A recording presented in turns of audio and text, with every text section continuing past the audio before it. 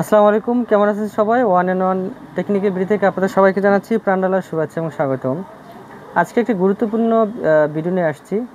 তো আপনারা সবাই জানেন যে আমরা সবসময় চেষ্টা করি ইনভার্টার টেকনোলজির আপনার সাথে শেয়ার করার জন্য, তারা টেকনিশিয়ান ভাইরা যারা কাজ করেন তারা যেন অনেক কিছু সহজে শিখতে পারেন। তো আজকে যেটা আমরা কথা বলবো সেটা হচ্ছে এটা হলো স্যামসাং ইনভার্টার এসি। এটা আমাদের এক টেকনিশিয়ান ভাই আমাদের কাছে নিয়ে আসছে। উনি অনেক চেষ্টা করছে, অনেক টেকনিশিয়ানরা দেখেছে, কিন্তু এটা কাজটা কমপ্লিট করতে পারে নাই। তো আমরা আজকে এটা সমস্যার সমাধান আমরা ইনশাআল্লাহ দেওয়ার চেষ্টা করবো এবং স্টেপ বাই স্টেপ আলোচনা করব যাতে আপনারা শিখতে পারেন এবং নিজেরা কাজ করতে পারেন। তো এটা হচ্ছে স্যামসাংয়ের অনেকগুলো মডেল আছে, এর মধ্যে এটা হচ্ছে এআর 18 MB, এটা হলো এমবি সিরিজ। তো এমবির পরে আমরা যারা স্যামসাং নিয়ে কাজ করি জানি এমবির পরে টিভি আসছে, টিভির পরে সিবি আসছে এখন, যেটা ওয়াইফাই মডিউল দিয়ে কাজ করা যায়। তো এটার প্রবলেম হচ্ছে এসিটা 2 থেকে 5 সেকেন্ড চলার পরে এসিটা অটোমেটিকলি বন্ধ হয়ে যায়। বন্ধ হওয়ার পর এখানে দেখেন 3টা এলইডি লাইট রয়েছে, একটা লেগে ইয়েলো, রেড, আপনার ব্লু, তো সরি গ্রিন। তো এই 3টা লাইটের ভিতরে আমরা জানি যে লাল লাইটটা জ্বলে আছে, গ্রিনটা ব্লিঙ্কিং মানে ফ্লাশিং মানে হচ্ছে এটা নর্মাল কন্ডিশন, এটা কোনো প্রবলেম না। যখনই সেটা ইনডোর থেকে আউটডোরে যখন সে কমিউনিকেশন কন্ট্যাক্ট দেয়, যখন কম্প্রেসার চালু হবে তখনই সিমটমগুলো দেখা দেয় এবং সিমটম দেখে আমরা বুঝতে পারি যে কী প্রবলেম। তো আরেকটা ওয়েতে আমরা বের করি, যখন কোনো কাজ আমরা একদম সহজে বের করতে না পারি তখন আমরা সফটওয়্যারের সহযোগিতা নিই। আমাদের কাছে সফটওয়্যার রয়েছে, কাজ করতে যাতে ইজি হয়।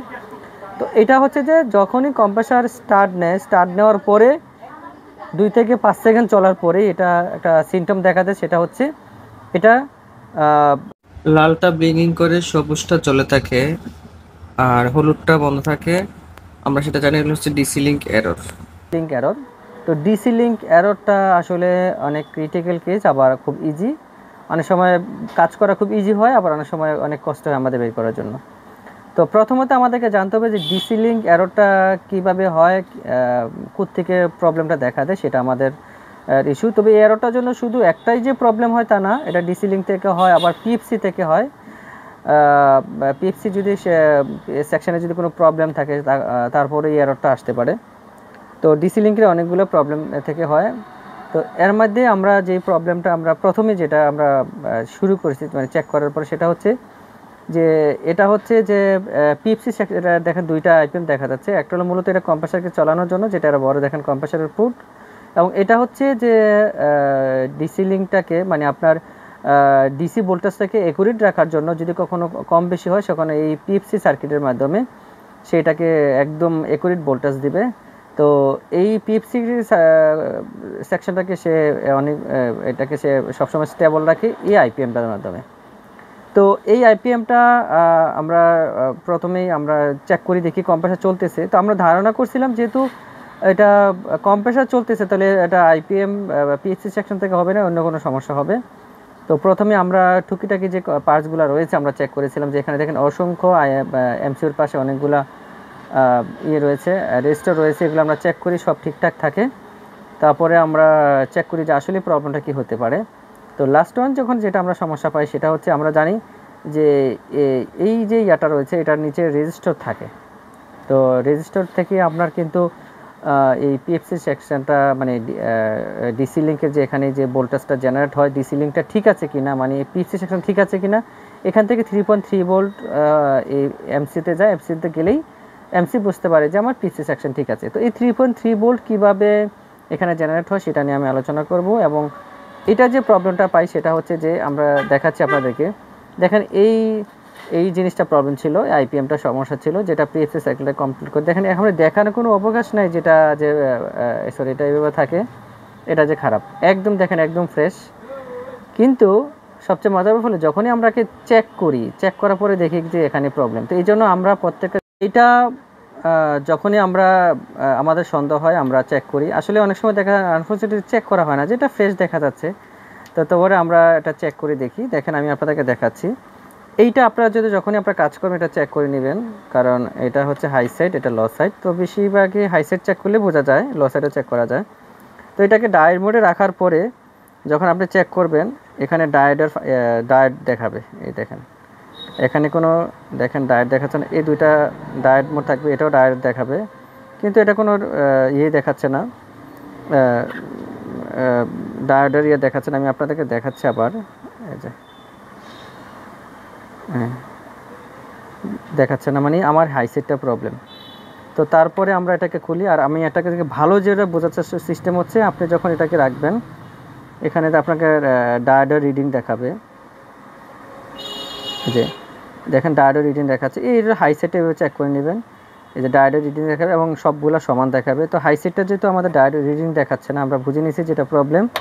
পরে যখন এটা খুললাম, খোলার পরে দেখেন এই অবস্থা, একদম ফেটে গেছে, মানে আইপিএমটা ফেটে গেছে। তো পরে আইপিএমটা আমরা চেঞ্জ করার আগে যে কাজটা করি, যেখান থেকে ডিসি লিঙ্কটা তৈরি হয়, ওই জিনিসটা আপনাদেরকে একটা ইন্টারেস্টিং জিনিস আপনাদেরকে দেখাচ্ছি আজকে। আমি আপনাদেরকে না আঁকলে দেখাবেন না, বুঝবেন না। তো আপনারা জানেন যে এখানে এই যে এখানে দুইটা রেজিস্টার রয়েছে। এই যে আপনার, আমি দেখাচ্ছি আপনাদেরকে, এখান থেকে এখানে আপনার 14 কিলো ওহমের একটা রেজিস্টর, 14 কিলো ওহমস রেজিস্টর আসার পরে এখান থেকে আবার ডিভাইড হয়ে আর একটা রেজিস্টর, এটা হচ্ছে 47 ওহমসের। তারপরে এখান থেকে আবার ডিভাইড হয়ে আরেকটা রেজিস্টর, এখান থেকে আবার ডিভাইড হয়ে আরেকটা রেজিস্টর, তিনটাই সেম, কম বেশি হতে পারে। দেন এখান থেকে এটা আপনার রিয়েক্টরে যে এই কয়েল এখানে চলে আসছে, এই যে এই পিনে এই পিনে চলে আসছে। তো আবার এখানে একটা যেটা হয়, এখান থেকে এই যে রেজিস্টারটা রয়েছে, এখান থেকে একটা ভোল্টেজ যেটা 3.3 ভোল্ট সরাসরি এমসিইউ, আমি একটু লেখাগুলো এলোমেলো হচ্ছে কারণ আসলে লেখার জায়গা নেই, কারণে সরাসরি এমসিইউতে একটা রেজিস্টারের থ্রু 1 কিলো ওহমস রেজিস্টারের থ্রু এটাকে এমসিতে চলে গেছে। তো আপনি এই যে রেজিস্টার এখানে রেজিস্টার থ্রুতে চলে গেছে, এখানে 3.3 ভোল্ট এখানে আসবে, 3.3 ভোল্ট এই যে এখানে। তো এইটা আপনি যদি এখান থেকে এইটা লাইনটা যদি অনেক সময় পিন কাটা থাকতে পারে, বেশিরভাগ শর্ট সার্কিটের কারণে, এটা কারণে হতে পারে বেশি, আবার এই রেজিস্টার খারাপ হলে হতে পারে। তো আমরা প্রত্যেকটা রেজিস্টার চেক করেছি এবং রেজিস্টারগুলো সব ঠিক আছে। তো চেক করার পরে আমরা দেখি যে এই প্রবলেম, তখন আমরা আইপিএমটাকে চেঞ্জ করি। তো আমরা প্র্যাকটিক্যালি আপনাদেরকে দেখাবো আসলে ভোল্টেজটা কীভাবে আপনি চেক করেন। তার আগে আমি একটা জিনিস দেখাচ্ছি, সেটা হচ্ছে এই যে আমি যেটা বলছি যে এখান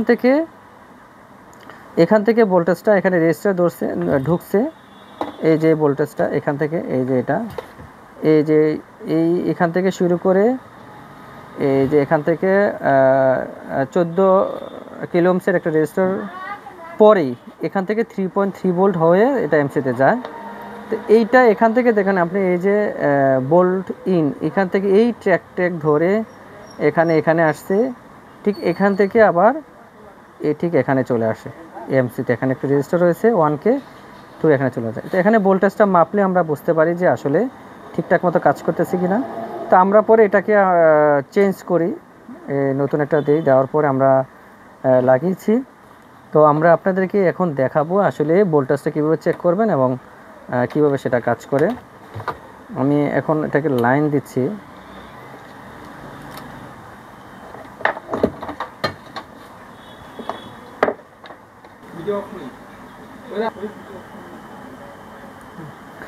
তো আমরা এটা এখন লাইন দিয়েছি, ইনডোর চালু হয়ে গেছে। এই যে ডিসপ্লেতে রুম টেম্পারেচার কত শো করতেছে 30।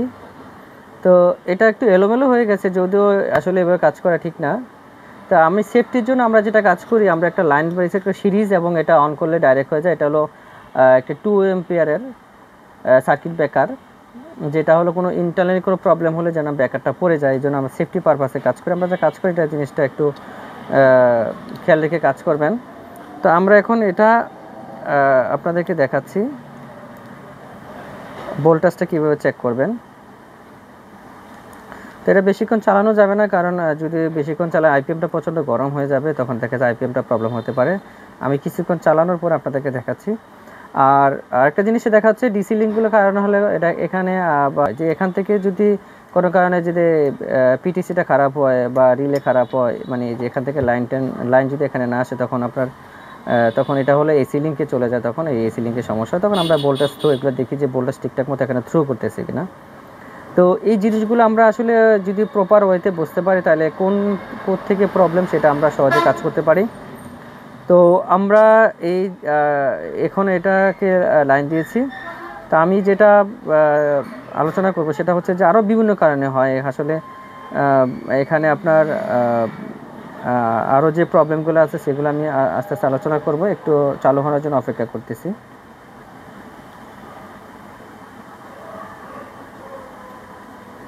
তো আরেকটা ব্যাপার হচ্ছে, যদি অনেক সময় আমি একটু আলোচনা করে নিই, সেটা হচ্ছে যদি এই আইপিএমটা অনেক ঠিক থাকে, যদি দেখেন যে আইপিএমটা ঠিক আছে, আপনি চাইলেও বাইপাস করে এখানে 3.3 ভোল্ট বা 3 ভোল্ট দিয়ে আপনি এটাকে রান করতে পারবেন। তবে আমার মনে হয় এভাবে না করাই ভালো, কারণ এটা রিস্কি হয়ে যায়। যদি ইন্টারনাল কোনো প্রবলেম থাকে তাহলে বড় ধরনের সমস্যা হতে পারে। কারণ একটা আপনার ডিসি সেকশনটা ঠিক আছে কিনা বা পিএফসি সেকশনটা ঠিক আছে কিনা, সেটা কিন্তু আসলে আমরা এই যে এমসিইউর মাধ্যমে সে কমান্ড ভোল্টেজ পাইলে সে বুঝতে পারে যে বাকি সেকশনটা ঠিক আছে। যদি এখানে কোনো প্রবলেম হয়, তখন সে ওই ভোল্টেজ যদি এখানে না আসে তাহলে প্রবলেম হয়। তো বেশিরভাগই আপনার প্রবলেম হয় আইপিএমটায় সমস্যা হয়, প্লাস আবার আইপিএম থেকে হয়, প্লাস এই যে চালু হয়ে গেছে কম্প্রেসার, আমি একটু দেখাচ্ছি। এটা এখন 2.2 ভোল্ট। ভোল্টটা আস্তে আস্তে এটা বাড়লে আরপিএম বাড়বে। দেখেন 2.2 ভোল্ট, এটা সর্বোচ্চ 3 ভোল্ট বা 3.3 ভোল্ট যাবে। এই তো বেশিক্ষণ চালানো যাবে না, আইপিএম গরম হয়ে যাবে।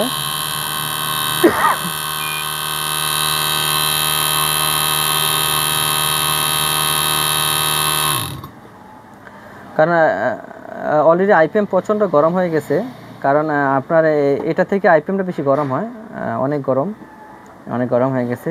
তো এই কারণেই আমরা এখানে হিটসিং ব্যবহার করা হয়, যাতে হিটটা রিলিজ হওয়ার জন্য, প্লাস এখানে হিটসিং পেস্ট ব্যবহার করা হয়। তো আমরা এখন দেখলেন যে কিভাবে আমরা এটা চেক করলাম।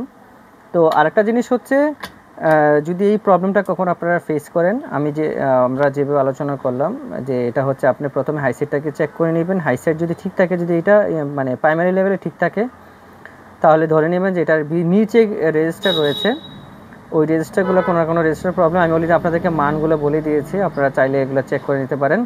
অথবা এখান থেকে যে এখানে ভোল্টেজটা আছে, এখানে কোনো কারণে এটা লাইনটা কেটে গেছে। তা আমি একটু চেক করে আপনাদেরকে দেখাচ্ছি যে কোত্থেকে কোথায় চেক করবেন। এই যে এখান থেকে আপনারা, আমি একটু দেখাচ্ছি,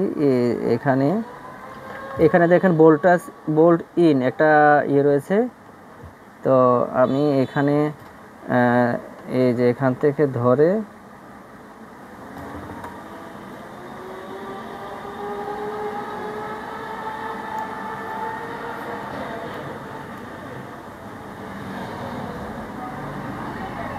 এই দেখেন, এই যে শো করতেছে। মানে যদি এই ইন্টারনাল যদি লাইনটা কাটা থাকে, তাহলে কিন্তু আপনার এখানে ভোল্টেজ ড্রপ করবে না। তো সেক্ষেত্রে একদম ইজি, সেখানে আমরা এখান থেকে একটা লাইন টেনে বাস এখানে এমসিওর যে আমি দেখাচ্ছি, এখানে লাইনটা দিয়ে দিলেই এটা ঠিক হয়ে যাবে। তাহলে আপনি প্রথমত এই লাইনটা আপনি চেক করবেন, চেক করার পরে দেখবেন ঠিক আছে কিনা। যদি ঠিক থাকে, তাহলে আপনি সরাসরি এখানেই ভোল্টেজ চেক করতে পারেন, গ্রাউন্ডের সাথে ধরে এখানে ভোল্টেজ চেক করতে পারেন যে 3.3 ভোল্ট এখানে জেনারেট হচ্ছে কিনা।